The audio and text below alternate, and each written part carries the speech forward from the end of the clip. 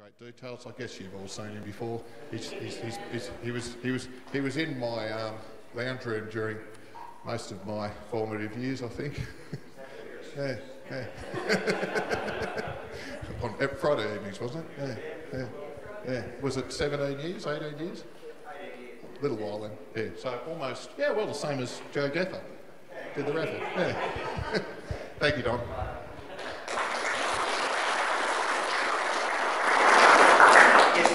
Matters tonight is I've been breeding finches for 62 years, and I think I'm going to get it right pretty soon. For the younger ones, the newer ones, it does take a while, but yeah, it's fun. We've got a number of things to talk about tonight. Please feel free to interrupt. Anything you want at any time, interrupt. But just some of the bits I want to go through. We're going to go through some good weeds to feed your birds. We'll look at some new plants. These are almost all new, which is sort of, pretty much person height and under. Sorry, but I'm not a technical person. I'm sorry. Oh, sorry, I forgot. God, when you think of all the things. I felt, if you've ever seen the film Aviary. Yes, and they chased all the monkeys into the tree. Whenever I go out anywhere to buy a pair of onions, I'm the tree. And the worst thing is you've got to be nice to people. I enjoy being rude. Anyway, so yeah, 62 years, bred finches all of that time. Started when I was 7, I'm 69 now. These are all new plants. We will look at those. Because I give an F, I've got a sheet. So I'll give you the sheets. Righto? So you don't need to write the names down of all the new plants. I have a barrel girl here, Mark. Mark is the barrel girl. He'll be doing all those sort of things just as we get into it. So we'll look at some of these newer plants that are great for nesting, weed plants and food plants.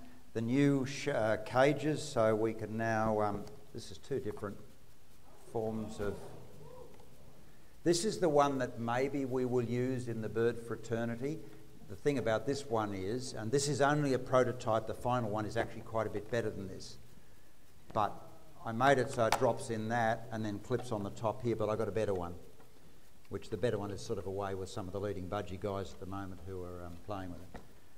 But anyway, and that lasts a day show, and it uses 3 pencil torch batteries, which you get at Aldi's or Bunnings for 30 cents each. That's $1 a show per cage.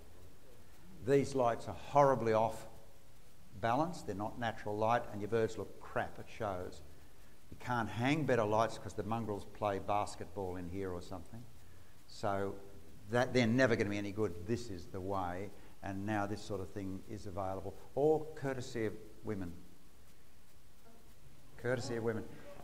They have, remember that poor little John Benet Ramsey, that was the poor little girl that killed? Well, they have a grown-up version of that where they dress up in frocks and put the little LED lights. Anyway, that's what they are from those women's dresses. And we can now do this kit to convert a show cage into a lip one now. With old fogies like us doing it, will cost probably under $15, which is not too bad. Anyway, so I've got that. There's other bits. Bird-friendly gardens, I thought we just might kick off with that because these are brand new discoveries. They do work and they're so good nobody understands them, yet they're simple. So I thought we might as well do that.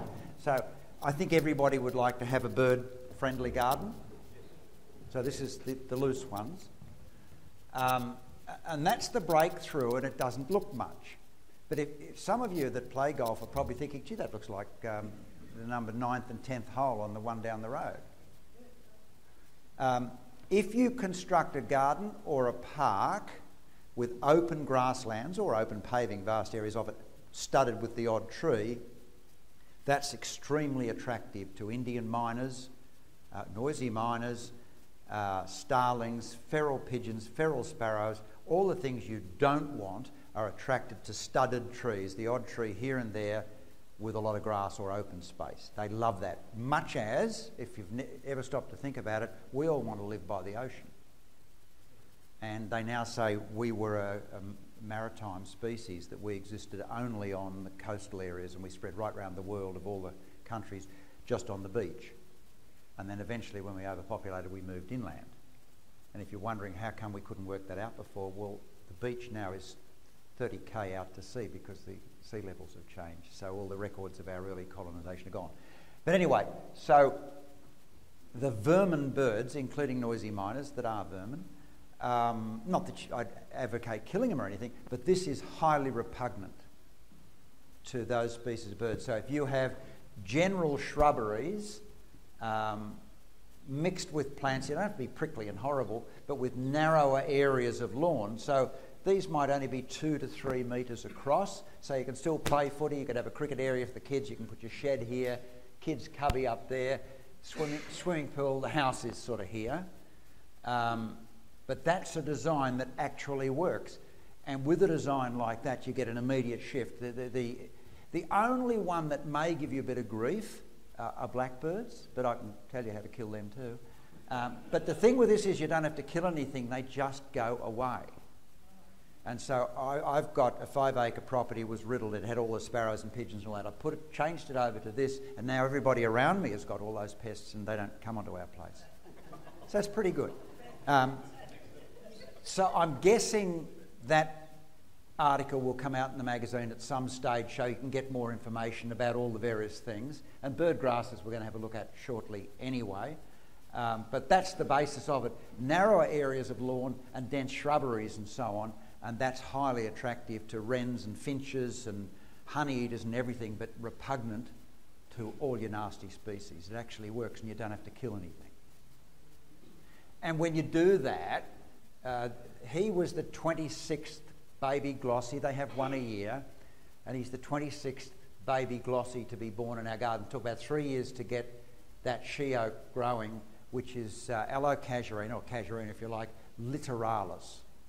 That's the one they want. So if you go to the Forestry Commission nursery, the old one there, not far from the Koala Park at Castle Hill and Castle Hill Road, they sell Casuarina littoralis. I think it's a literal name you've got to remember or something.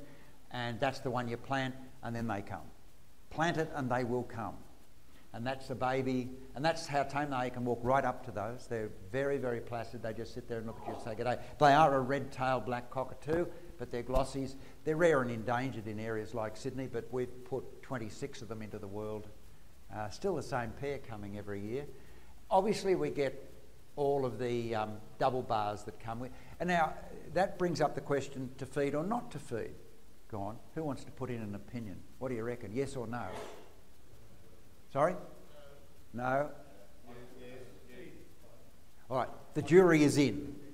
Okay, so there's been a lot of work done on feeding native species of birds, particularly in Europe and America. And the bottom line is this. When you move into an area, destructive pigs like we all are, the feed plants go. So all the native grasses that they used to eat are now gone.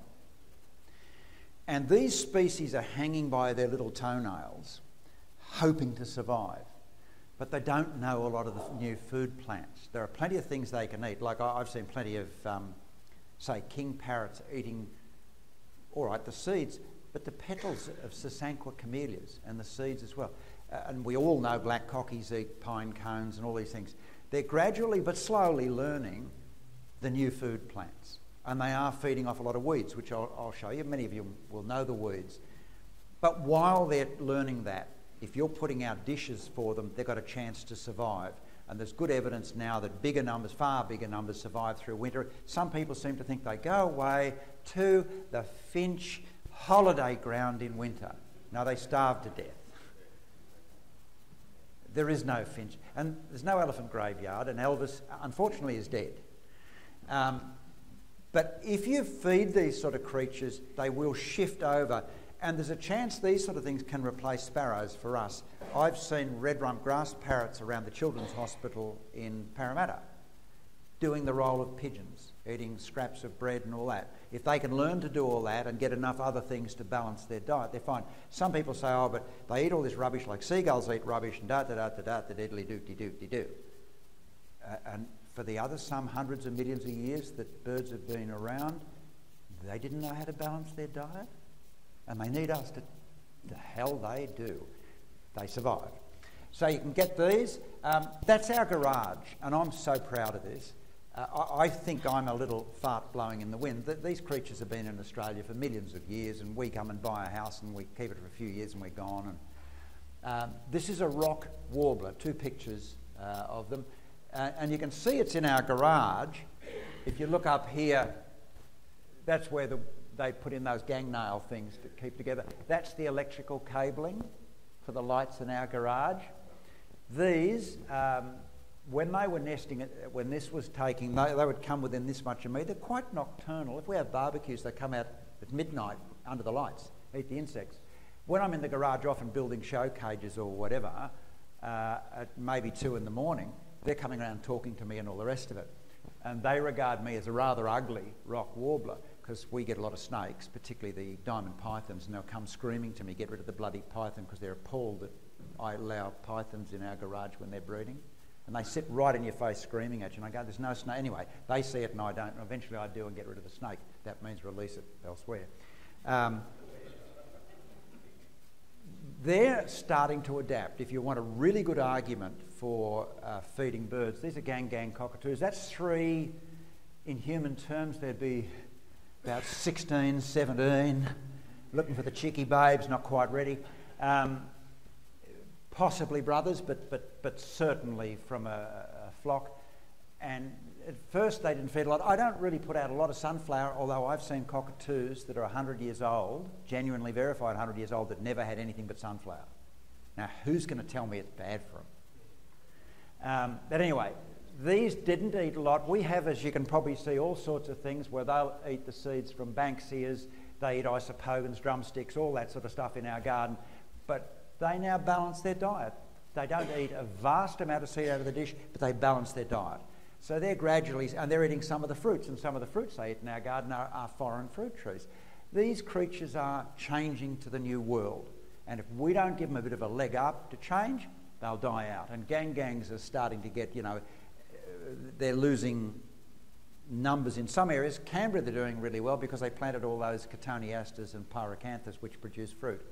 But anyway, we need to help. If we want finches and other things around, we need to help them through the transition period. So now this is the other one. If you're a budgie breeder, you've got an obnoxious bloody bird. They're noisy and the neighbours get upset. You're lucky. In a finch club, you've got lovely little birds with beautiful songs and they're very pretty. Yeah, why don't you make something of it then? Why be so dumb as to put up very efficient aviaries that look like crap?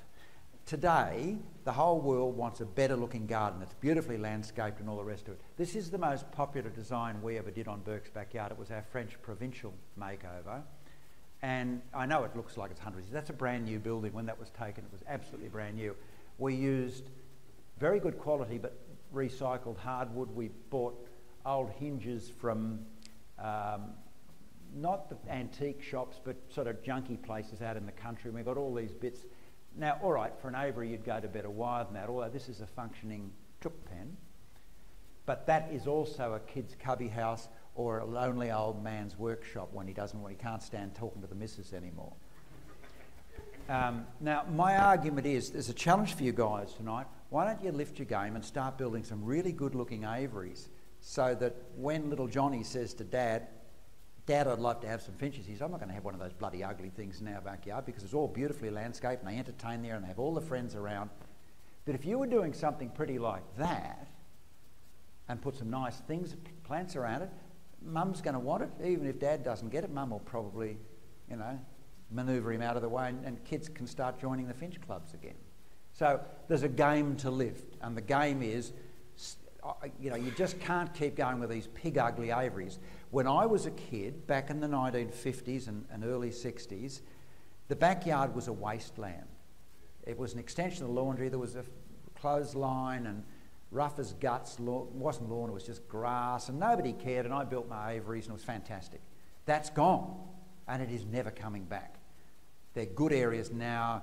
They've got lots of play equipment for the kids. They've got swimming pools and all the rest of it. And nobody's going to put some dreadfully ugly metal aviary or something like that. So it is time to rethink. If you want to keep building your numbers, because I belong to budgie clubs.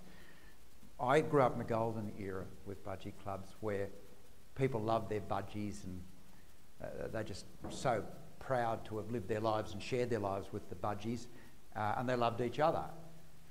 Now they hate each other, they go to meetings to have arguments, and they love money and trophies. And when I talk about how much I love budgies, they all shake their head in silly old Tom. But do think, that is a challenge I want to put to all you, particularly to you girls. Tell the guys, hey, you've got pretty birds, why not put them in something pretty?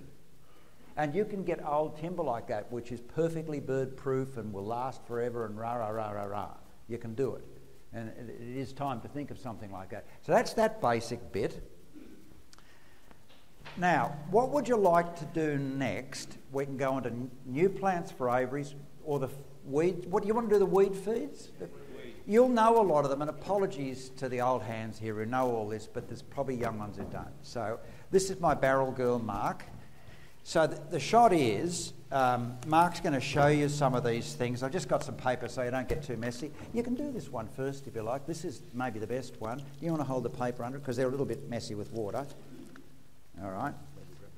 Oh, yeah. Maybe I'll get you another sheet of paper. You need it open. Right, that's too small. This is the same one, yeah? No, there's two. Just get one of them. There we go. There you go. You can go and show them. Now, this is a thing known as Guinea Grass. Hold it. No. So let me get rid of some of these dirt first. No, you don't need to. No. Like, all right, that's it. Right up, you're off. That's Guinea Grass. Now, there's several varieties. It is a bit of a weed in some areas. When the one with the more burgundy red seeds is the best. This seeds for about 9 months of the year, and the birds go crazy over this. All the local finches in our area come for it. I have it growing in the aviaries. This was the main thing that I planted in my beautiful firetail aviaries to get them breeding. By the way, I bred just close on to 200 of the... No, I've lost them. Just close to 200 of the red-eared firetails and about 100 of the beautiful firetails in different aviaries. And that was one of the main things that they fed on, this Guinea grass. There's a couple of these, and once Mark's shown them, whoever wants to, take them home, because also the seed will grow, and then if somebody takes them, I guess they can bring in seed to meetings for others that don't have it. But that's another one of the same thing. Another one that a lot of people don't know, mainly because it's got such a terrible name, is panic veld grass. Yeah. I don't. No, all I do, and I suppose that does cut it back a little bit, is harvest it and put it into the aviaries. I have it both outside and inside the aviaries because you can never grow enough in one aviary. And I just harvest the seeds and they pull nesting material out of it. And some of them nest in it. No, I've never understood that. When I did horticulture and all these old men were saying you butcher plants and cut them back, I think it's a dominance thing, or I don't know. But I don't get it. So the next one is this panic veld grass. I apologise for the name. Ht erecta. These two plants have got nice seed on them. It's a fairly narrow seed head. This is a weed. But that's good because it means it grows. Once you put one in, it grows around the place pretty well. Now, sorry?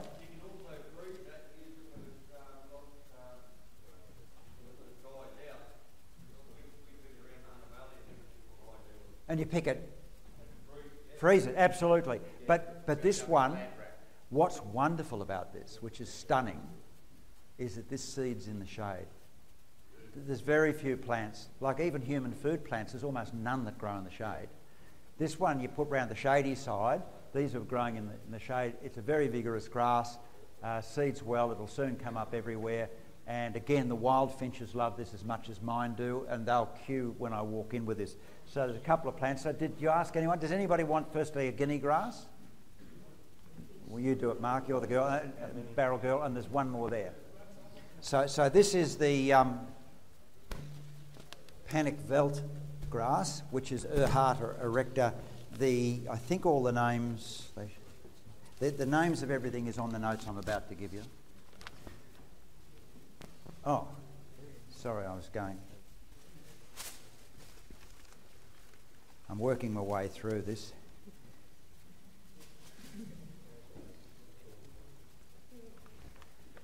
So this is another one of the panic veld grass for whoever wants one. There are plastic bags. It's not as messy as you think. The paper was just to be carrying it around in, but there are some plastic bags for whoever wants them.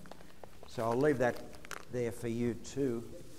But anyway, if you have a look at this, the way you identify it is the seed heads are fairly narrow. They grow up and they're fairly narrow. It is a bit of a weed, but I've never found this or the other one problematic to control. Now, I know particularly the old hands will all know one of the best plants ever, which is this, which is chickweed, which will pass round.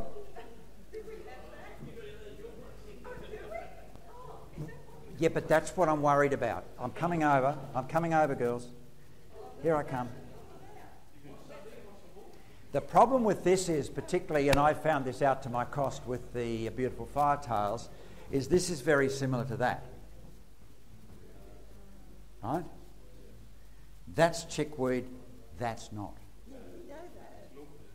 Sorry? Yeah, well, see, that's one of the things I'm worried about. I gave a talk at the agricultural thing 20 years ago and tried to explain that to them, and they got cranky with me. You won't get cranky. Yeah. That's how you kill your finches. That's right. No, what you just said is. That's how you kill your finches. There's a whole bunch of plants called milkweed, most of which, like one of the milkweeds is the thistle, and people feed that. That's not the correct name for this, and if you use the wrong name, someone will kill some birds. This is petty spurge. It's related to poinsettias, and there's a very simple thing. Now, I know you're doing work. I used to do the Mike Walsh show. He walked out once. Anyway, can you pull that? And just pull a stem apart, just snap it, and tell me what you can see inside the stem when you pull it apart. No, the green bit. Try another bit. Pull it apart. Snap it. What's there? No, it's just moisture. That's good. Perfect. Now do this one. You don't have to take the whole plant, just snap it.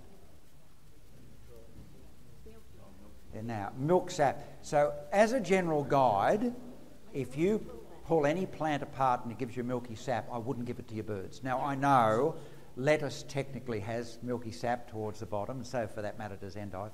And I know that milk thistle does. I still don't care. It's too dangerous. Anything with milky sap, don't feed it.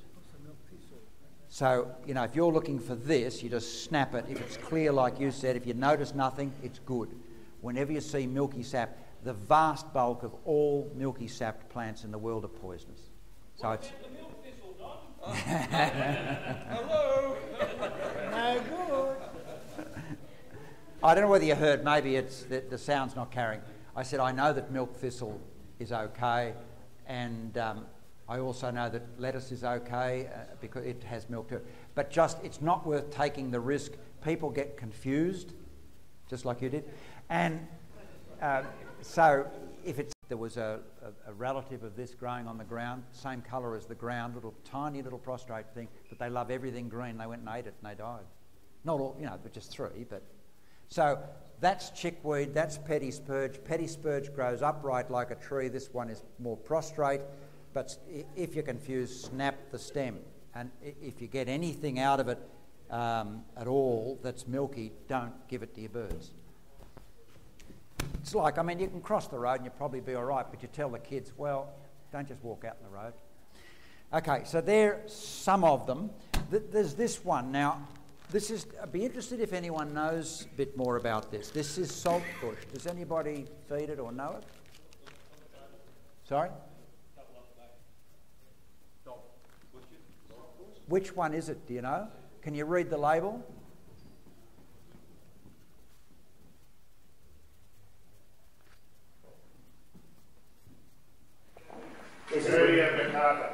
No, this is the one you want. Salt bushes are good. This is by far the best. This is Rhagodia spinescens. So it grows about that tall. How big does that one grow? This grows just over a foot. This is the one. Now, these grow readily from that cuttings. That one there grows into a decent-sized bush. Yeah. Is that one available commercially? Because this one is now. This one. Is that one you've got there I was available getting there. commercially? I'm you're getting there. Sorry. So Shut this up. one, I'll leave it here with you. It's pretty easy to strike from cuttings if you've got somebody who's good from cuttings, and I brought you a bit of it along. It's in the notes what the name is, but this is a prostrate silver foliaged saltbush. You can't chase the blue wrens and the redheads and the double bars and the pardalotes and other small species of bird out of this in my garden in the day. Buggered if I know what they eat, but they're in there all the time and they seem to really do well out of it. The budgies love to eat it. So all the birds I know really love this, and it strikes readily from cuttings. Now, here's the thing. To get back to the purchasing, you're having trouble getting, Sam? You're having trouble getting that saltbush? Is that what you're saying? No, that one's available because This Richard one. here, who's a landscaper, buys it and puts it on the table. Right. Yeah, Well, this one but we're is, wondering whether that one's available. this one is sort of not available, but he can get it. Right, because Plant that'd be mark. fantastic. Plant Because mark. I'm not sure exactly which one I have growing in my aviary, No, but I this have a is- budgie cage no, over it's the that top big. of it to stop Is it the bigger than finches that? killing it. Yeah, Is it bigger than that? it's not at the moment because the birds eat it, but it will grow bigger than that. Yeah, It'll grow into a little this shrub. is the one you want. Yeah. So Plant Mark at Kellyville. I've just ordered another 50 plants from them, but they can get it up from Victoria in 5-inch pots for about $4.50 a pot. And this is unkillable. It's a beautiful ground cover in the garden. It's unkillable. I've got plants that are 30 years old, but the wild birds go crazy over this. I still don't know why. My definition of an expert is somebody who knows when to say I don't know. I don't know why, but you can strike cuttings of this, but you can also order in, yeah. No, a little bit, but it's basically a full sun plant, so I don't know whether you want to give it to someone. There must be somebody, or can you do cuttings or whatever? But the names of all these plants that I'm doing are all on the notes I'm handing out in a minute. That's good, you're doing a good clean-up there, on your mark. Now, yeah, give out any of the plants, there's another couple there. So these are new, yeah. Oh, you want the plants. These are new plants. Now, again, they're on the notes, which I'm going to give you in a minute. There are 6 bottle brush. They've started to produce bottle brushes which are, like chest height, which is about what you want. Now, you can't trust them, bloody nurserymen, you can't trust them. If they say it grows chest height, it'll grow a bit more. But all of that having been said, we've got any Catholics here? Not anymore, because, we could have a miracle. Where are we? Is it this one? This is the Saint Mary Mackillop. So you definitely have a miracle if you plant this in an aviary. Sure, she's got at least 2 authenticated. You can't get Saint without a couple of miracles. So... John Martin's going to get a couple of them for his Peking Robin aviaries. All the heights are on the notes for these that I will hand out to you in about 5 minutes. The Mary Mackillop one is it's the biggest of the lot. It's about 2.5 metres, which is about the same size as Captain Cook, which is that one. Captain Cook is still very good, but it grows a bit more than your average aviary. 2.5 puts it 0.5 metre through the roof. So those two, with a bit of pruning, it'd still be very good, and they form nice crotches with the branching finesse and so on. Okay, but some of the other ones are quite small. You wouldn't believe it. That's one of the smallest of the lot, at only about 1 metre. This is called Scarlet Flame. Then there's these two, which are about 1 metre, 1.5 metres. They're both bred from Little John. One's called Green John and the other one's called Better John. These are very dense, very small. So most of these bottle brushes here, and there's another one here too, very small one, all aglow. Most of these are less than chest high without ever being touched. So they're good. This is a paperback, Claret Tops, I think they call it, and it's okay. I've put it in some aviaries. Does need full sun, won't take too much shade, whereas most of those bottle brushes will take a bit of shade. But it's a lovely thing, and that's only about 1.5 metres, so chest high. The label on this is wrong, typical of nursery people, but the correct label for this one, it's a Baeckea, is that it only grows 30 centimetres tall, a foot. They're lying. It grows 2 metres tall, and this is one of the best aviary plants you will ever get. It's reasonably quick, very, very dense, And I've had some outside my aviaries, and they branch through into the aviaries, and the birds will nest in that. That's how much they like this. So it's a very good thing. It's just when you get it, this label is for a different plant. I don't know why the nurseries put... This is for the big one of it. This is a dwarf form. They put on the label for the big one. But this plant's about 2 metres and very, very dense. Baeckea, this one. But it's all in your notes. Baeckea virgata miniature. This is a Dwarf She Oak, which again is, I think it's under the 2 metres mark. Yeah, 2 metres for that. Very dense she oak. I don't know that these, I've never seen any of these dwarf ones set seed. I don't know is the answer, but I suspect they possibly won't set seed. That's a dwarf wattle with the rather lovely name of Honey Bun. Yeah, somebody's son or daughter, but I suppose it's going to be a son, isn't it? And this particular one, 1.5 metres again, chest high. So that's a lovely little wattle. And the thing about that is that, see, the dumbest question I ever get, and I apologise to all of you that have asked it, the dumbest question I ever get about plants is I want something that grows really quick for a hedge. Yeah, and then you're going to spend the rest of your life on the end of a set of shears or paying some rich landscaper to come and prune it for you. Better to buy a plant that's a little bit slower, that comes up to the height you want. Then you can go to the beach or the RSL or visit the children or the grandchildren. This is left alone, just does what you want. Most of these are in that category of leave these alone and they will do what you want. This is a brand new Westringia. And you know, you get a chance to have a look at them at the end. I'll give you your notes and you can go and match them up if you're not sure which is which. I think this is very... What do you think, girls? It's pretty, isn't it? Yeah, it's a lovely sort of lavendery, yeah, mauvey lavender. It's a lovely thing. So this is a Westringia. This is very quick, and they're claiming it's a new one. It's just a bit over 2 metres. It wouldn't take much to keep that just under the aviary roof, so that's very good. And then there's other ones here. This is an Abelia. Most of these, I might just say you're clear, by and large are the very difficult to kill plants. Like these are all... Abelias are very, very difficult to kill, but they're a bit open and straggly. This is a dwarf one. And again, it's sort of chest high-ish, so it's very good. There's this particular one is called Easy Hedge, a euonymus. This is quite small, metre or something. This is, how about this one? Hang on, we'll ask the experts. What do you think? Yeah, see, why have aviary plants got to be ugly? That grows a beautiful rounded plant to a metre-ish. It's called Enchantress. There's 3 or 4 of these ones here. There's a similar thing, there's a reddish one and the whitish one, which this particular one is a hawthorn, Raphaelepis. Hawthorns, if you never watered them ever again and got a 10-year drought, they'd grow to perfection.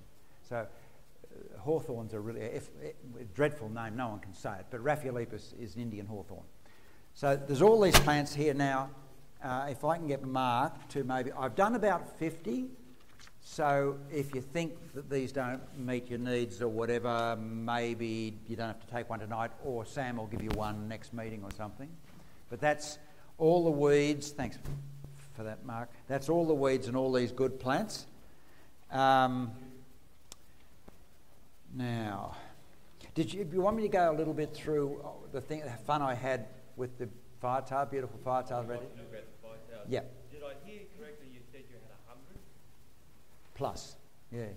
Now, first of all, I'll just go through the story a bit. I don't want to tell you who the breeders were, other than to say I picked the 2 most reputable breeders, one of red-eared and the other one of beautiful firetails, and then I checked them out with their own national parks, that everything was rigid-edge, and then inspected their aviaries before I bought any. I got my red-eareds from Western Australia, 2 pair, and I got 2 pair of the beautifuls from Victoria. All 4 survived, all 4 bred. I found them to be quite hardy in travelling. There was no real... You know how some birds can stress and all that, and they're fidgety little things, but they were fine. I had prepared in advance aviaries all planted out with the weeds you've seen here tonight.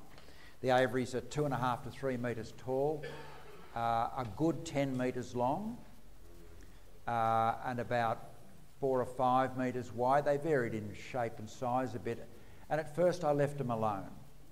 And they went straight to nest and behaved like zebra finches. They just pumped out the babies. This is where I screwed up. So I went to national parks. I should have done what you were talking about tonight. I went to national parks and said, look, because I've got a licence where I can keep weird stuff like I was breeding pitters and all these other rare and endangered things. I said, couldn't we have a special classification in national parks for the advanced people that we authorise to take some of these fragile birds and get them established? And I said, I'd love to work with you people on these rare and endangered ones so we can do that, because you probably know Calm in WA is doing that with Carnaby's Cockatoo and all that. Their reaction here was to put a clamp on me straight away and tell me I couldn't sell anything and all the rest of it. I said, hang on, they're all legal. I've got the papers for everything. I've only come to you to set up a better system so that we can maybe have a higher level of finch breeder for distributing these birds. And then they become the conduit to train others and spread them out. But they put the clamps on me. The worst thing was the red-eared firetails started bulk producing babies, and I very quickly had nearly 100 of them in one aviary. You know, zebras do that, and you know you're on the edge of disaster. I kept phoning the head of national parks and writing to them and just sort of saying, look, I've got a problem here. I need to be able to work with my fellow breeders and get these distributed. There's enough here now to make these two varieties safe in captivity. All I've got to do is spread it out to the good guys. They wouldn't move. They didn't know what to do. They were frozen.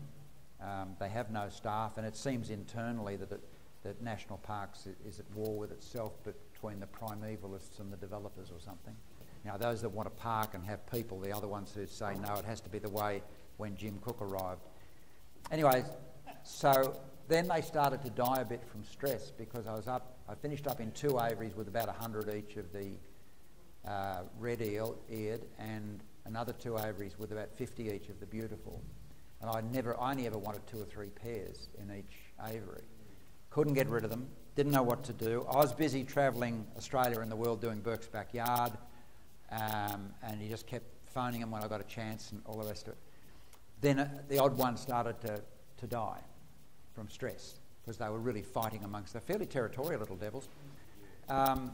So, whereas I've bred blood finches and all that, I've never found a problem with them. You can have lots of them in an aviary, and I've never seen a fight. But anyway, so it got worse and worse and worse, and unbeknownst to me, I was away. We have antechinus where I live, and over 3 nights they basically finished off every bird. And that's what I kept saying to national parks, I've got to get them out. If you've got a rare variety of something in your aviary and you sit on it like some stupid people do when they've got a new mutation or something, and a meteorite hits your house, the variety's finished. I kept saying, we've got to get them out. Anyway, the antechinus just went through and cleaned them up. You know, when they get to that breeding season, the big fever in springish, and the males die shortly after that and they do all the babies, and you can't kill off antechinus. They can fit through. I've got the 1/2 inch by inch wire. They're flat and they go through it. And I was away, and 3 nights I had every bird. But that's like cutting a long story short. That was some years into the dreadful experiment. I lost all confidence in national parks, whereas I think in South Australia and Western Australia they're brilliant. They're equivalents. Calm in WA. They're out there looking for good people like you. Calm is out there looking for good bird breeders to help them with conserving varieties. In South Australia, if you see a mutant of a bird in the wild, you can get a permit to go and trap it, because they know it's useless in the wild anyway, and you can get a pied whatever it is and so on. But here, I think they're understaffed, and I don't know what their problems are, but there was national parks acting in the absolute worst interests of native fauna and destroying the one big chance. And I'd spent, not that I begrudged the money, but I'd spent a lot of money and time in setting us all up to make it work, and tried to work within the law, and the law, these people enforcing the law just smashed it. I mean, I could never forgive them. And they were breaking every charter that they would claim to represent. But I did find they had a lot of green stuff. You've got to watch out. If one petty spurge plant, the one I looked at, the milky sap one, come up in an aviary, they're just as likely to eat it, particularly the babies. That they really are quite voracious at picking bits of green stuff, and you would want to be sure, if you're lucky enough to get some, that everything growing in there is safe. And particularly nothing with the milky sap, because but they're fabulous. And I found once they settled, I could move in amongst them. Once they got used to me and they're breeding well, brilliant birds to work with, as easy to manage as zebras. And these were only a few generations from the wild. Just fabulous birds, both species. Of the two, I've always felt the red-eared was a bit more fragile, but the beautiful was more of a stress head. And, you know, you just have to be aware, which brings us to another thing I think, is it in your current one, my article on good manners with birds? Have I done that in your one yet? Yeah. I was being nice in that article. Budgie blokes in particular, I think, are mass murderers. The way the men there don't react to their birds, they don't give a rat's. All they want's a trophy and money. If you're doing this looking at a bird, that's two snakes about to kill the bird. Anything long, thin and moving is a snake. And I've known good finch people all my life. Jack Stunnell, Greg Tunney, all sorts of... they're all dead now. Well, I think Jack's still alive, but he's in a home. And by the way, to show you the difference between what we see in the budgie clubs and yours, I spent a lot of years of my life driving Jack Stunnell and Greg Tunney and others of the old buggers when they were very old and Parkinson's out. This is how I discovered where I live at Kenthurst, to collect termites for them. So I would do all the heavy work and bring them back home and share out the termites for them. That is, to me, what bird clubs should be about, that when you come in, you're mentored by some of the older people, and as they're at the other end, then you go and collect white ants for them or whatever. That's the game as far as I'm concerned, and you share birds and the love of birds. It certainly isn't that way in the budgies now. It's a horrible, horrible world, and birds they're breeding can't see much anymore. They've got feathers in their eyes, they don't fly very well, they're riddled with disease and so on. It's very sad. Look, it's just terrible, and they think I'm a traitor because I'm arguing for these poor birds to have a happier life and be able to fly. When can it be traitorous to say the birds should be able to fly? I mean, and yet I'm seen as the evil one because I had the temerity to say birds should be able to fly. But anyway, when you're dealing with birds, yes, they make noise with their two voices. They have two, and that's why we have difficulty imitating them, because they sing with two voices at the one time. Didn't you wonder as a kid how the cockatoo said bottle of beer? I did. But where's your bloody lips? All birds have 4 lips, 2 sets. They have 2 voices down in 2 separate voice boxes called a syrinx down in their throat, and there's lips on each one. And most of the time when they sing, they're a bit like the Bee Gees. They're singing a duet or a construct of a song that's made up in 2 parts where they sing it together. So they have 4 lips. So if you're wondering when, he's saying whatever it is, the P's and the B's and all that, the cockatoo, yeah, he's got lips down in his throat to give him those sounds. But there is a lot. Please try and read those articles. All the good bird blokes that I've ever known instinctively know what to do. Us guys are hopeless at that in principle, but the good birdos get it. Women get it. Women read their husband's body language. He walks in the door and they can tell you what sort of a day he's had before he opens his bloody mouth. Whereas he comes home, she's had a terrible day, and he's oblivious. Am I right? Am I right?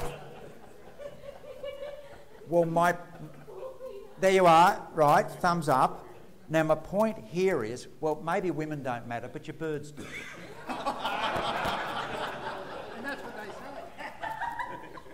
Birds are signalling to you all the time, telling you they're scared, they want to be your friend, they don't want you to come in at them so quickly and so on, and men don't hear because men don't read body language. Most of birds' communication is body language. All finches incessantly communicate to you. And I was having a talk earlier on, many of us have had Gouldian finches. I've had them land all over me. I actually walked out of an aviary once with, could have been towards 50 of them on me. And initially they came for food, but in the next years they just came for companionship. And I went, oh shit, what have I done? And I walked back in, and when I did, none of them flew off. You can establish wonderful relationships with birds if you're not a rude bastard, and men tend to be rude bastards. And they're not aware of it. So pick up your game and go watching, like birds will have a standard position of their feathering, say it's there. And a finch might move it down 1 millimetre. And that means I'm not so sure anymore, I'm a bit scared. Or it goes out a bit, which could mean something else. Sometimes they fluff feathers around the head, can mean anger, body posture. When they're sick, a good birdo, I can look at an aviary of 100 birds, and in less than 2 seconds, I can tell you if there's one sick bird in that aviary. And I don't have to go through them all like that. Corner of your eye, you just go, that one.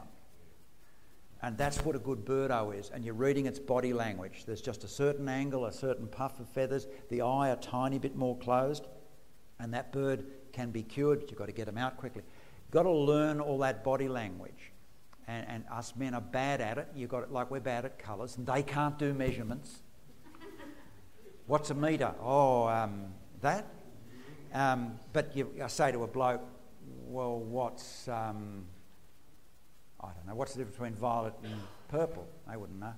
But you've got to learn all the body language of your birds so that you know what they're thinking. For instance, most cockatoos, if not all, and many parrots chew their beak like that. And that action means, can I be your friend? So that's, I've seen little birds in cages at places where everybody goes, and everyone that works up, they're so positive, these poor little things. They've been in the cage for 40 years. No one's ever done anything and kicked the cage and been rude to them. And they still chew the beak. And the bloke just walks up on them, and then they're not so sure, so they stop chewing, which means, hang on, just cut me some bit of slack here. A bit like the girl on the first date. And if you're like me, you do advance and retreat. You step back, and the bird goes, he's got manners. He speaks, in this case, Karela. I've been waiting 30 years. And then you start to come in again, and he's chewing and you're chewing. I did this, I should send you a copy. I got the nastiest Karela or cockatoo or anything that was around. It was really bad. And I heard it by reputation. I said when the boys picked it up, I said, can you get the owner to show us how dangerous it was? And he went, oh, I wouldn't do this for anyone but Don. He put his hand in, there was blood everywhere. I used that. I went to Taronga Zoo to the head bird keeper there.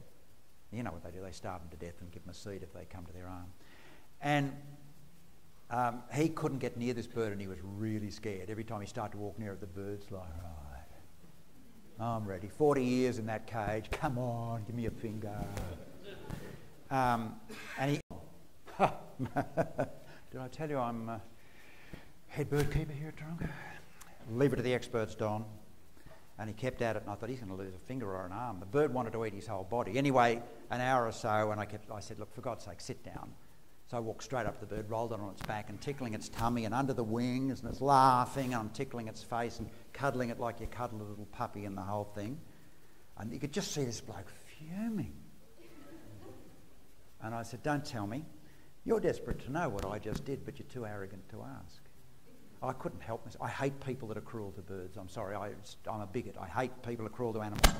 So I said, I'll do it all again and I'll show you what I... And I showed him how as I walked in, I did that. I got to a certain point, and the bird's been doing this for 40 years in the cage. He stopped chewing and pulled the feathers down a bit. And I went back like this, and he melted. 40 years. I've been waiting. And I walked up, kept chewing, tickled him under the chin, rolled him on his back. The owner said he said a whole series of phrases that he never knew he could say. It's all on tape. All because I tried to fight my basic thing as a male to be ignorant and not to notice, to walk in the room and not have your bloody radar on to pick it. So with your finches too, and with the beautiful firetails, part of my big advantage is I hate that side of me that's dumb and doesn't see things, and whenever I went near that aviary I had impeccable manners. And there'll be a lot of you that maybe think, I wonder if I've got them. So many great bird people I've met, particularly the ones that are successful, know how to approach a bird, know when to leave it alone, how you walk in the aviary. You make signals all the time, be seen, don't spring out at them, and there's a whole range of things. And once they get in a situation like that where they really trust you, where their life is fun and the quality of life is excellent, they really perform. They will breed better, they get less disease, they get less stress and everything. Ooh, one last point. I'm looking at that tummy right thing myself at the moment. I don't know. I can't get any science from him. He's a scientist, but he won't send facts or figures or anything, so I don't know. I'm still checking into it to see what it's like. But I do have a system which is borne out by science for birds, which I don't think they'll ever be broken. I've been getting up to 11 babies in a nest with modern show budgies, and it's based on natural stuff. I have no money that I get out of it. I can send it through to the club. It's done for budgies, but it works the same on Gouldians or anything else, and it's using a Rego stim, which is been developed and tested on millions of chooks, and we have facts and figures for it. When the tummy right bloke comes, say, well, where's your stats? Because that's what I base mine on, is mainstream university research where they've got figures on, you know, like did infant mortality decrease and all that sort of stuff. But Orego-Stim is oregano oil. It goes down into your gut, and in your gut, and it's true of birds as much as it is of humans, that's where your immune system basically is located. And when you use antibiotics or modern medicines from vets, it just destroys. That gut is the biggest organ in the human body by far. There's as many cells in your gut where you make your poo as there are in the rest of the body put together. They're now saying there's more genes in the DNA of those organisms in your gut that affect you and your health than you have in your own body, because it's a trade-off. The gut is an ecosystem in a bottle. That's what a microbiome means, little world. And they're adapted to live there and nowhere else, and it's a give and take. So they produce lots of good things for you, and you produce lots of good, you eat stuff and do all of that. If you can get the gut microbiome healthy, most of your diseases will never occur. So that, and I'll send you the articles if you wish, very simple, you just add them to the water. Orego-Stim, oregano oil, promotes a really healthy gut lining, which increases their immunity to all sorts of diseases. The other one is Manuka honey, but it has to be the real stuff. Now, I don't sell any of these. I don't make a penny out of any of this. But you've got to get the right one, and I've got that listed in an article. There's about, I think it's 1,000 tonnes of Manuka honey made in New Zealand each year, and over 1,200 tonnes are sold in Britain alone each year. So you would want to be sure that you've got a real Manuka honey, but it too helps the gut microbiome. Apple cider vinegar, particularly with garlic added. Those sort of products added to their water, and then you must always use liquid calcium. I'm afraid the things like calcium blocks and shell grit and all those things really don't do much. You're far better off to use liquid calcium. And the liquid calcium, they just get the calcium molecule and hook sugar onto it, and it's soluble. And although that may seem more expensive, it's less expensive to use than any other form of calcium. I don't get egg binding or any of those problems anymore. I just haven't had it. Doesn't occur with me because I've got the liquid calcium. So I've got a system like that which I can send out, and there's nothing in it for me, but if you want it, I'm now getting feedback from all over the world about the numbers of babies and healthy babies and canaries, finches, budgies, parrots and all sorts of stuff. But all of the bits I use in that system are mainstream university research, not like that Pete, whatever his name is, with his paleo diet.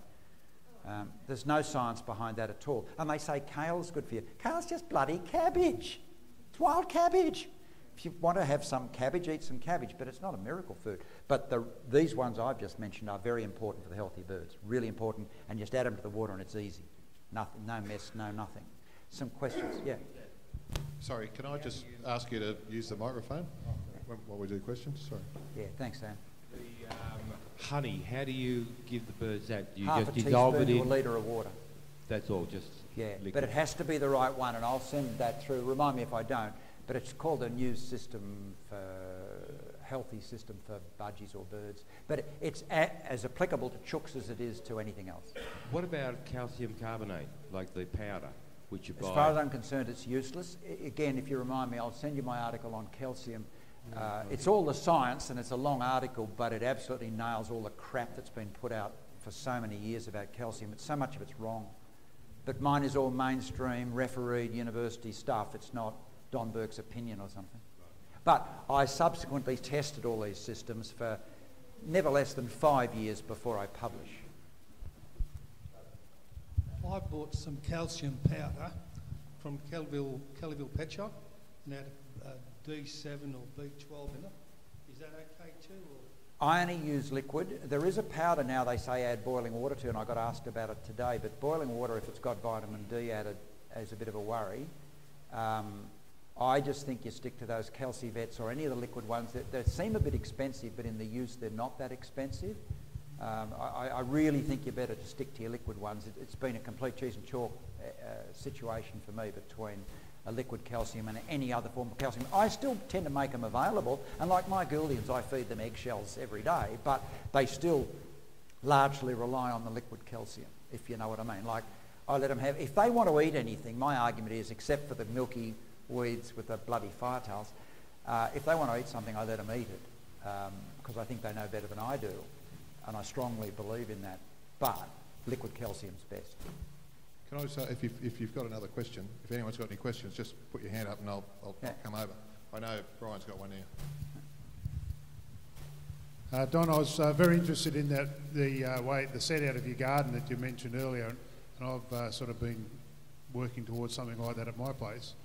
And I'd be interested to know what sort of understory plants that you would, because we've got a few taller trees, that these things you've demonstrated probably wouldn't do as so well as these are all understories. fine, but there is a list with that article you're getting of the understory plants. But can I just say, it's sort of out of print, so I don't make any money out of it anymore.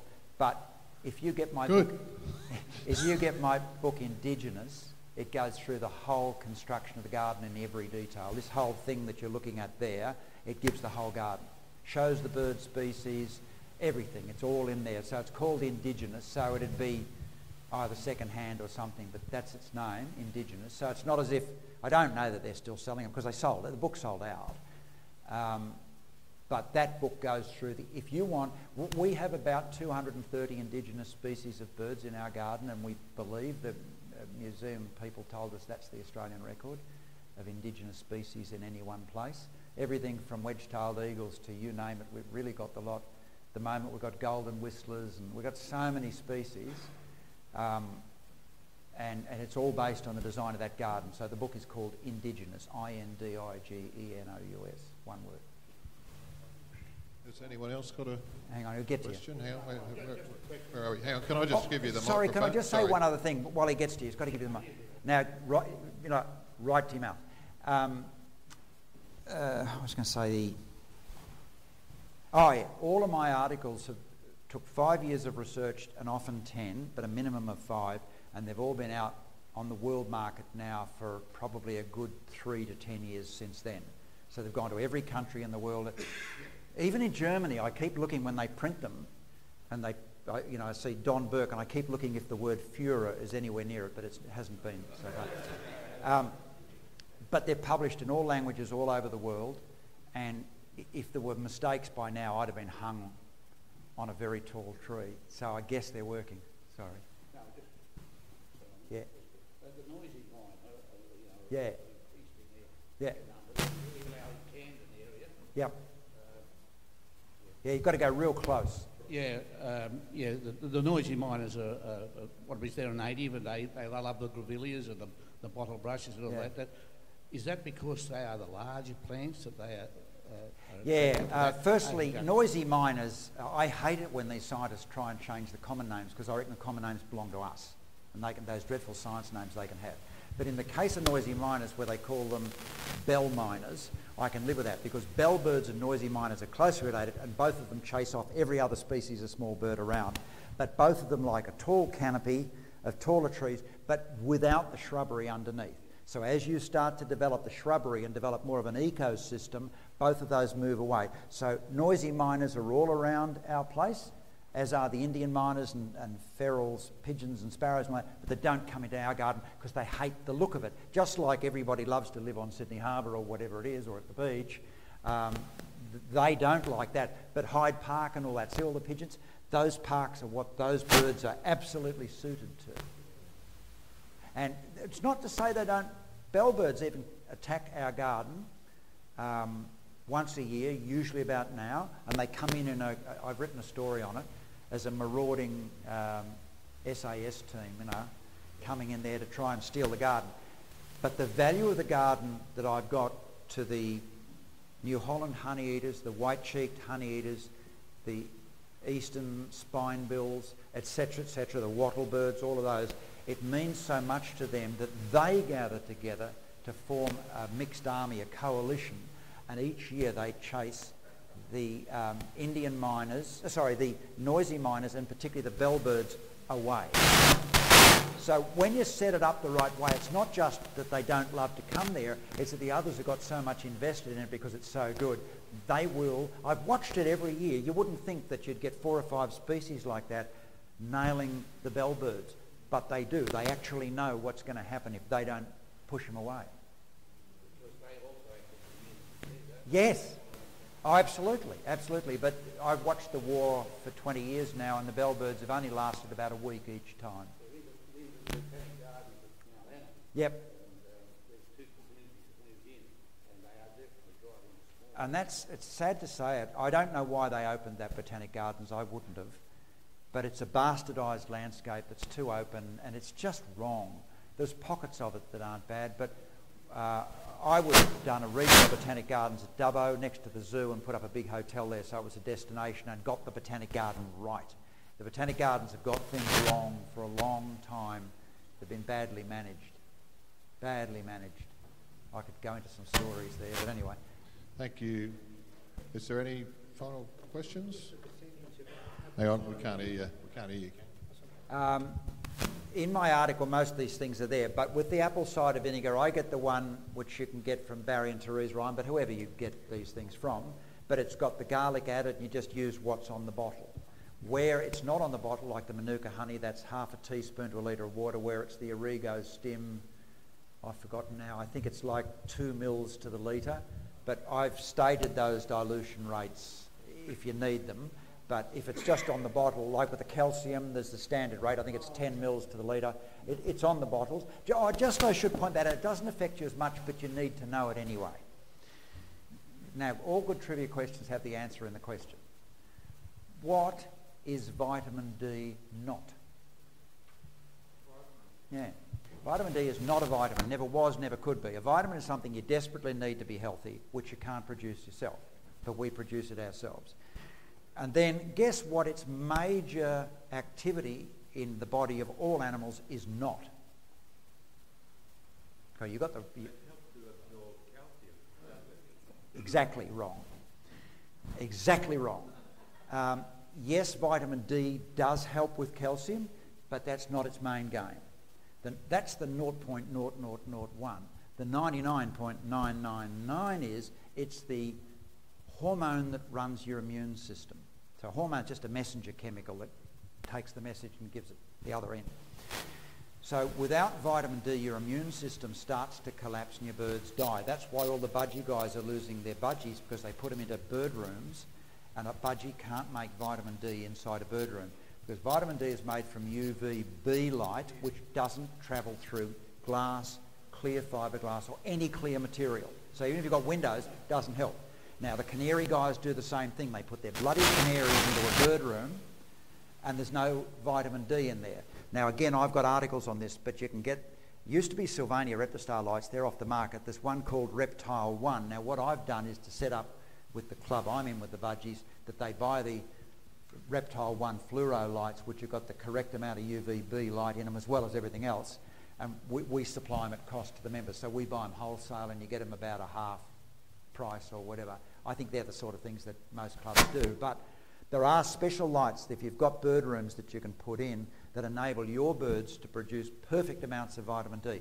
Do remember, the artificial vitamin Ds don't work very well at all. Despite the fact that I'd still pick calcium with vitamin D added, it doesn't seem to work much at all. And if you give too much of it, that vitamin D can cause poisoning. But if you rely on sunlight or the lighting in your bird room, the natural vitamin D that birds or us or fish produce can never be toxic. So it's so safe. So I've got articles and all these things. Again, they've all been around the world, and I've never had... The only one I ever had dispute my vitamin D lighting one was this ignorant pig in America. I specify all the products. I don't take a free globe. I don't take a penny in payment for any of the products that I recommend.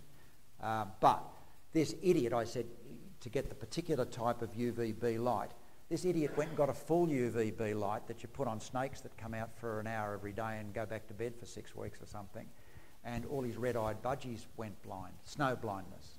You know, so the red-eyed... But he put in a pure UVB light, right? Snow blindness, no bloody wonder. But if you read my articles, if you're keen to put them around the club for people to use or not use, then stick to the bloody recipe. If you're making a bloody cake, you can't just put unlimited flour in there. And remember, Paracelsus is supposedly the father of modern medicine. And Paracelsus said, and this is why he's the father of modern medicine, everything's poisonous. The only question is the lethal dose. Chocolate is poisonous. A tiny bit kills the dog, and there's a few kilos will kill us.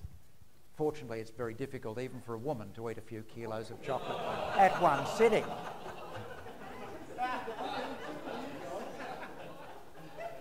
And the men were right.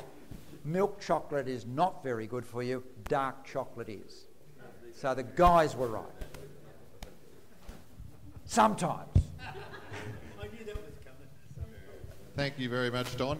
Can I just make a couple of comments? Or just on those UV lights, I've actually got them in my soft-bill aviaries to attract moths and stuff as well. So awesome. Both ways. That come on timers at night. But and the other thing, I remember going to Macquarie Uni to Simon Griffith's facility there, his avian behavioural facility, and maybe we can organise an excursion there at some stage. And he had these, where they're breeding en masse, doing all these experiments with zebras, had fluorescent tubes behind all the, just like those flight cages that a lot of us have, with the fluorescent tubes behind. So he bought all the, they were the Sylvania ones, or the Arcadia ones, I think is the brand, is it? Arcadia? Yeah, it is, yeah. And the trouble was, within Macquarie University, they just have a rotation that some maintenance guy comes around and just replaces all the globes every 6 months. So this guy just came in and just threw them all out and put normal globes in. And he lost the whole lot in one fell swoop. It is in the article, but you do have to replace them. The Sylvania Reptar, which is off the market, gone, lasted for no more than 6 months, maybe a little bit less. The new one, Reptile 1, which, as I say, our budgie club is now buying, we've done the deal with them so we can buy them from the importer cheaply for the members. They actually last the best part of a year. So you just replace them once each year when you're ready to breed. But you're dead right.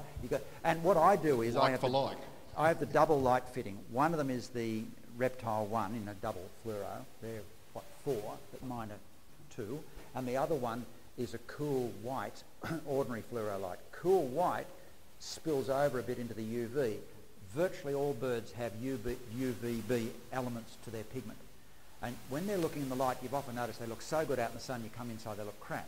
Often what it is because there's no UV component in internal lighting. But if you use the cool white lights, and that's what these are cool white lights. I don't know whether you can pick it, but it's a different colour to what you're seeing there. But these are much more a normal light spectrum of outside. And these will pick up the little sparks of UV light that are in the bird's pigments, and you get a better idea of the oomph of their colour that you would see outside and so on. Birds see millions more colours than we do because the UV mixes with all the other colours, much like yellow and blue give you green, yellow and red give you brown or orange or whatever.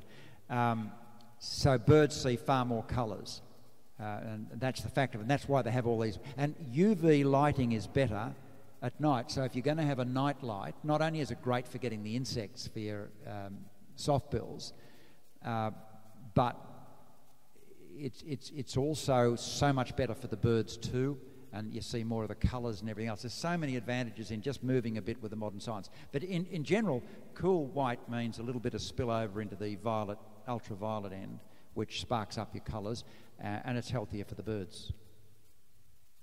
All right? One other comment just on the national parks. We've done, and a number of other people have done a lot of work recently. We put in a major proposal, which I'd like to send you a copy of to have a look at, which includes some of that stuff that you're talking about, particularly in regard to soft bills, to be able to, in the new scheme, to be able to have a system where you can put in a proposal, just like the zoos might, to say, we want to go and capture 12 pairs of whatever it is, pink robins or something. That's one that I'd personally like to keep, so that we can sort of try to establish them, but also get the management down pat so that we can then know how to... Why not get the alligator river chat is critically endangered? Why not bring them in and breed them? I'm breeding orange chats, well, not quite like zebra finches, but almost. So there's no reason we can't do that. In the wild or in captivity, there's very small numbers in the wild. It would have been so good to establish those ones. But look, management changes in these places. I just hope you have success with national parks, because if a private person had done what they did in relation to the Beautiful and Red-eared Firetails with me, they probably would have been jailed. I mean, it was really despicable what they did, and in the worst interests of wild birds. Let's hope that we can get something better happening, because, to say it again, I've had Calm approach me to work with them, with birds. I've had similar relations with South Australia and so on. Yet New South Wales, my own state, were just terribly damaging, and mainly they didn't want to do anything. Is the response all right? They've been really good. I mean, I think you guys will remember I went in with Bob Barnes came with me and Graham Phipps, and we got that was brilliant, that meeting. And that was at the stage when they were writing the new act, that's Biodiversity Act, that's currently been written, and now we're at the next stage where we start looking at the actual licensing.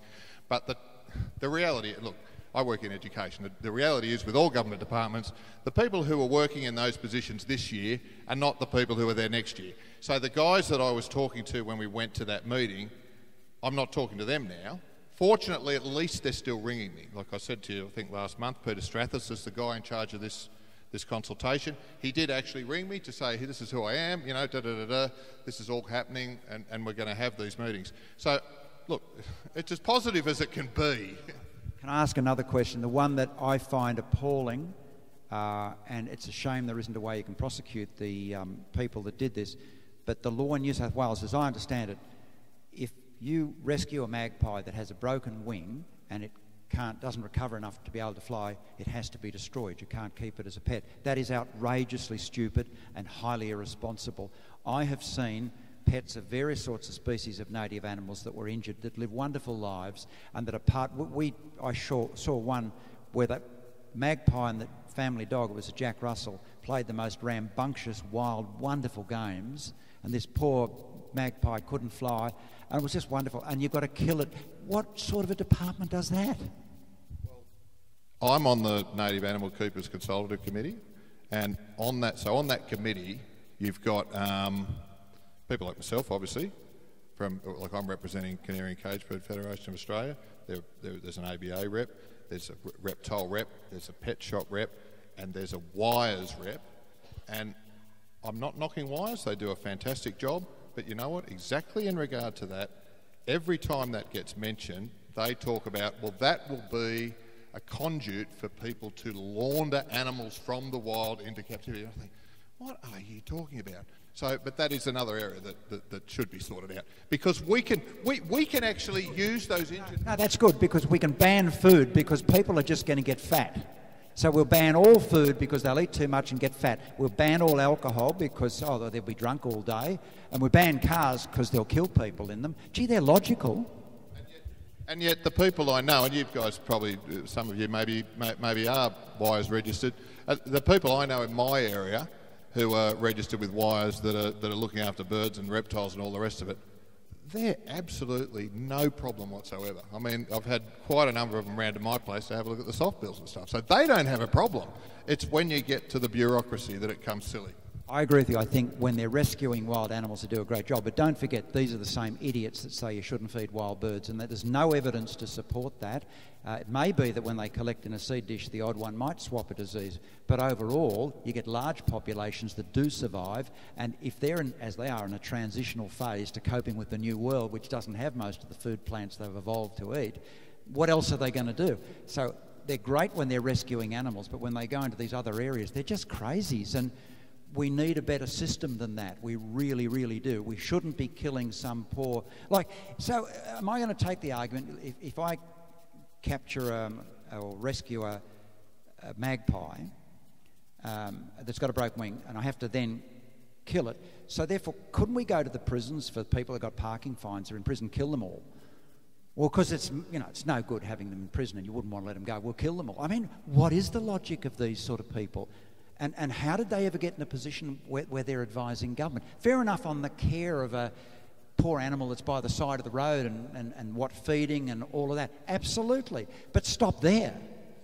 I mean, there's some other insane stories too, where somebody gets given some chicks, perhaps, that have just fallen out of a nest or whatever it is. So they save them. They hand raise these things until they're self-sufficient, and then they take them out to the bush and let them go. Now, will they last an hour? They won't even last an hour. This is another one. I got some bush budgies way before they were popular, but I wanted to try and see what bush budgies were like. Oh, no, if you... No, but this is... No, I'm sort of the father of having these bush budgies. So I found some that had been, again, turfed out of a nest and so on. So I got straight onto national parks and said, look... I want to put these on my licence, rah, rah, rah. I did rescue them. It was a bushfire. The trees fell over. That was the end of them, and I rescued them. National Park said, they're not protected, budgies. They're one of the few native animals not protected. I said, but I still want them on my thing. I said, I'm in the media and it'd be very embarrassing if I get caught with native fauna and not on the licence. They said, no, we're not interested. I said, but you have to be interested. These are native fauna. No, we're not interested. They're not protected. Now, you ready for this? But if you say, I would like to export some show budgies to the rest of the world, like my clearwings are probably the best in the world, and they don't have them anywhere else looking like those, and they look nothing remotely like a wild budgie, you can't export them. Oh no, you can't export native fauna. So at the one end, they don't bloody well bother to protect them, and then they won't let you export something that is totally different to a wild one.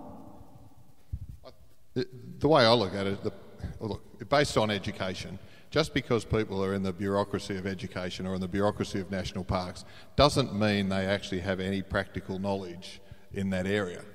It's completely irrelevant, it seems, to getting the job. As long as you've got the piece of paper that says that you went to uni and you learn all about it, doesn't matter apart from that. And unfortunately, I mean, like you were talking about the zoos, I mean, we've got some people who've come here, and obviously a lot of the zookeepers that I know are fantastic. They're aviculturists as well, who turn it into a job. But there's also a lot who don't like the video we saw of Joe's, you know, when he's aviary. The detail that he is aware of with each nest, the stage that they're at, how many eggs are clear, how many are not, that there's a little chick that's fledged a little bit too early that's down there that he's keeping an eye on, you know, all that sort of stuff. I mean, most of the zoo people, they haven't got a clue about that kind of level of stuff, let alone what you're talking about with the parrots and finches and things. If you're sort of a member of the zoological thing, like I have been, they actually do an audit every year, a bit like you had your treasurer's report. They have their treasurer's report on the birds. And in the vast bulk of all the animals they've got, they are net consumers. Even Gouldians, they buy them in each year. You know, like, surely a zoo should be able to breed surplus birds. Well, you remember a few years ago, the previous curator, I can't remember his name, who was paraplegic at Taronga, we were trying to organise the deal, and he was terrific actually, for him to sort of, because when he what they're doing at the moment, there are some breeders where they buy birds who've been approved, some of our bigger finch breeders, but the majority of the time they go to a dealer and they buy them, and then they've got to go through their quarantine where they might be sitting next to a God knows what, you know, not even birds, you know, some other reptiles, mammals, whatever, and most of them don't make it through their quarantine. So what they were going to do was come and check your aviaries, send one of their vets out, have a look at your aviaries, approve you, and then let's say, like one of them was blue-faced parrot finches, another one was red brows, because they're all dying, and they don't breed them, because they've got them in with predators and reptiles and things like that. Obviously, they're never going to be able to breed them. So you would have been contracted to Taronga to supply, say, 50 blue-faced parrot finches per year, but they just take them as they need them. So you keep them in your aviary and you breed them for them. But anyway, that all went by the by, because once it got above that curator level, it wasn't going to happen. Brian, let's get cracking, the raffle. Right, thank you very much, Don. And I believe you've got satin bowerbirds in your garden, so... And this book is a good friend of ours, of the club, Layla Jeffries. It has, well, some of... I won't say he's your friend, but he's certainly your mate, Warren Wilson. Some of his birds, I believe, are in there. Some of my chats and blue wrens and so on are in there as well as some of Joe's finches are in there. So thank you very much and much appreciated.